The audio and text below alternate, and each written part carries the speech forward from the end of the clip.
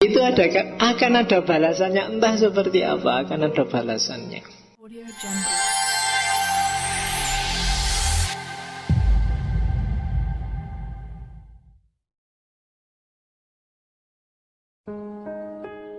Kalian pasti sudah ngerti karma. Karma pala itu, karma itu perbuatan, pala itu buah atau hasil. Nanti istilah pala ini diadopsi ke bahasa Indonesia jadi pahala. Pahala itu sebenarnya hasil. Kalau kamu rajin, pahalamu adalah IP-mu tinggi, itu pahala. Kalau kamu kerja serius, kamu akan kaya, itu pahala. Karma pala itu berarti buah dari perbuatan, baik yang telah dilakukan maupun yang akan dilakukan. Hati-hati ya, akan dilakukan itu berarti masih di pikiran. Itu juga ada karmanya. Hati-hati. Jadi pikiran, perbuatan, perkataan itu semua ada karmanya. Jangan dianggap, Pak, itu kan cuma pikiran, saya cuma membayangkan aja loh, Pak. Itu ada karmanya juga, entah nanti ada balasannya apa. Betul. Makanya Al-Quran fama ya'mal miskola dzarratin khairan yarah dan syarran yarah, itu kan di situ. Miskola dzarrat sangat kecil, Pak. Saya cuma bayangin dok, Pak. Nggak tak apa-apain, cuma tak lihat terus tak bayangin. Wow, seandainya itu akan ada balasannya. Entah seperti apa, akan ada balasannya. Kalau yang kita lakukan bagus, ya hasilnya akan bagus, buahnya akan bagus. Tapi kalau jelek, ya buahnya akan jelek. Kalau bayangan pikiranmu yang jelek, yang tidak seharusnya, nanti buahnya juga akan jelek dan tidak seharusnya. Kalau memang itu seberat zarrah, ya nanti karmanya juga seberat zarrah, sangat kecil. Kalau besar, ya karmanya juga sangat besar. Tapi ada orang itu, Pak, yang jahat mulai lahir sampai mati nggak dibalas-balas, lah dia akan lahir kembali. Nggak ada yang nggak dibalas. Semua akan muter sampai karmamu habis, maka putaran lahir kembali akan terus. Kalau sudah habis ya sudah. Tapi kalau tidak habis-habis ya terus. Kamu lahir kembali jahat lagi, lahir kembali jahat lagi, ya muter. Jadi perhatikan sangat semua aktivitasmu, karena dia akan kembali pada dirimu sendiri. Makanya kalau orang Jawa nyebut ojo kuatir Gusti Allah ora sare. Maksudnya apa? Segala perbuatan, meskipun kamu nggak pingin balas, kalau itu jelek akan terbalas dengan sendirinya. Entah kapan, entah dalam kondisi apa, entah seperti apa.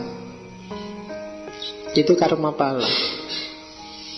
Kamu merasa, Pak, saya itu perasaan sejak kecil baik loh, Pak, saya nggak pernah jahat sama sekali, kok hidupku susah terus, Pak. Kalau dalam konsep Hinduisme, itu mungkin balasan dari hidupmu sebelumnya. Utang yang harus kamu bayar sekarang. Kalau kamu sabar sekarang, berarti lunas utangmu, kamu bisa naik kelas. Tapi kalau enggak, ya kamu akan mengulang kelas yang sama.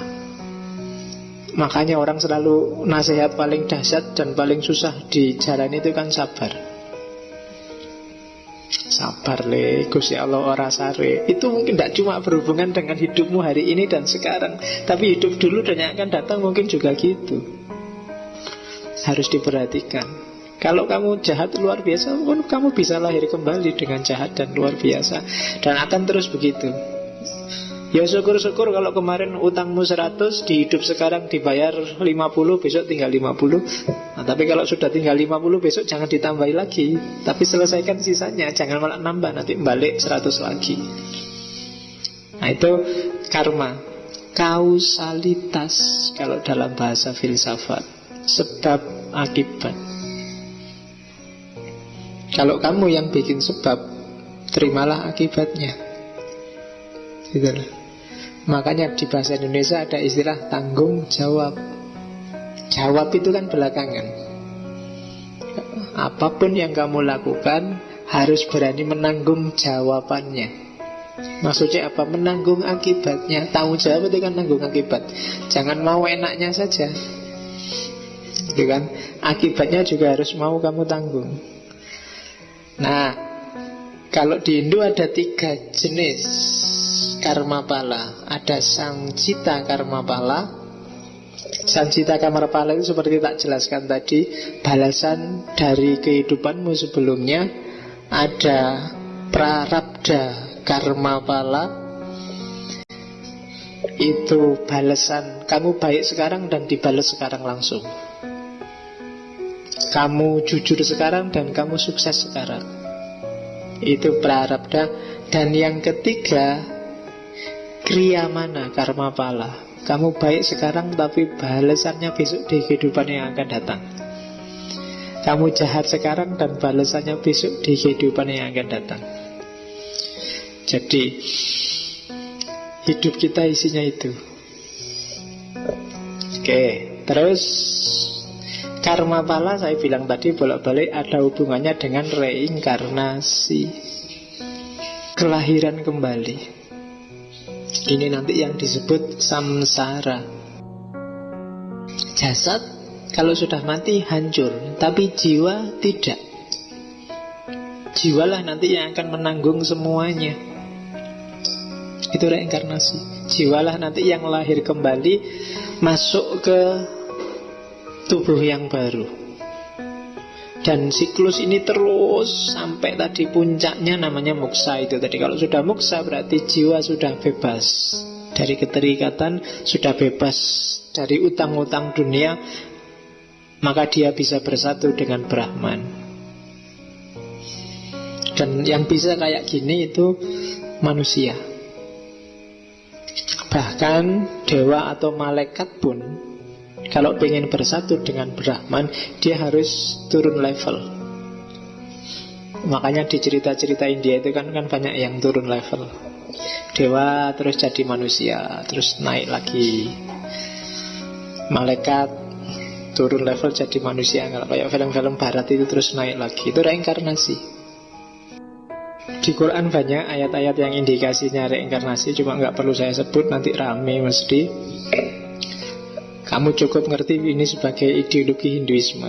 Tapi ada namanya, kalau dunia psikologi modern, ada namanya past life regression. Ini teorinya psikologi. Salah satu cara untuk mengejar kenapa sih orang ini kok depresi, nggak ada sebab apa-apa. Kenapa sih kok orang ini tiba-tiba psikologinya kayak gini. Itu past life regression itu, kalau Freud psikoanalisis kan dibangkitkan bawah sadarnya. Ini tidak sekedar bawah sadar, tapi bawah sadar yang melupakan koleksi pengalaman di kehidupan yang dulu. Itu past life regression. Kamu cari dengan keyword itu, carilah di Google lah. Mungkin kalau kamu ingin tahu lebih jauh seperti apa. Syukur-syukur kamu bisa latihan. Jadi ada caranya.